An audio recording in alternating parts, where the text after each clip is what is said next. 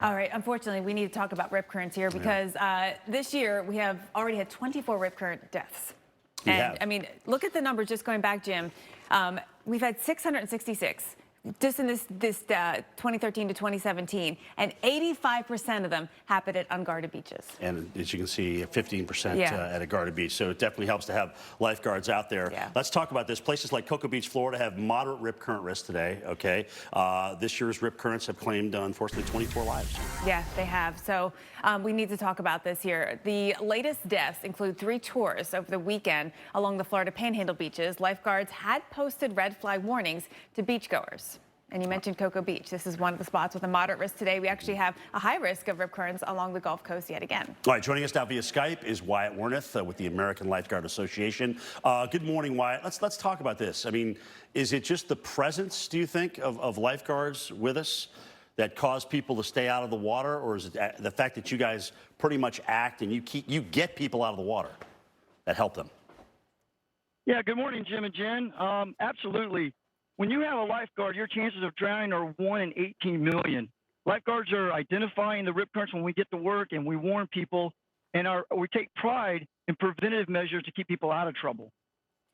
Let's talk about the flag system. And you were part of the team that went through designing this flag system: the red flag, the yellow flag, the green flag. What do each mean? And specifically, is it just about the surf, or is it about the rip current risk, or both?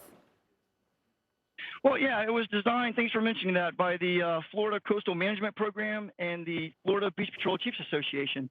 And as a chief here in Florida, we went and helped develop that. What we designed it by was kind of like the stoplight. You have red for stop, yellow for slow down, and green for go. On a green day, we would have normal conditions with a low threat or no identified threat. On a yellow day, the conditions increase a little bit, so we want you to use caution. And on a red or a double red, it means it's very bad conditions, very hazardous, stop and get out of the water.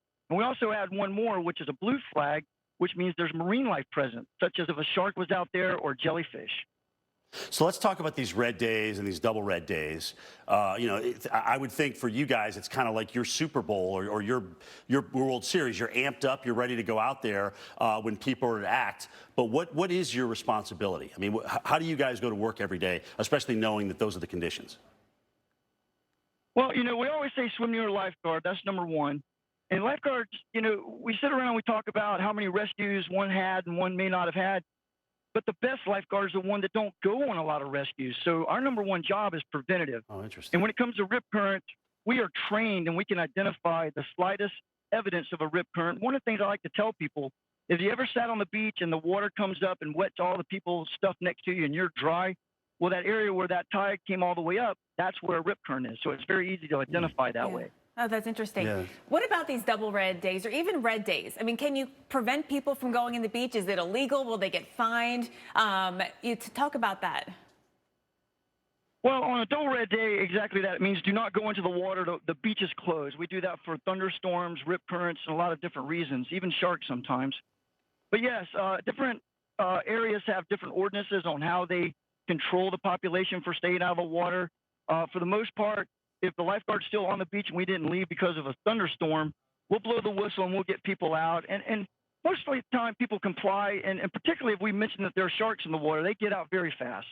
Yeah, people are more afraid of sharks than rip currents. Yeah, and rip currents are so much more likely to occur. To occur. Wyatt Warner, thank you so much Thanks, for your time today with the American Lifeguard Association National. All right, Kelly, take us coast to coast. Great information there. I learned a thing or two.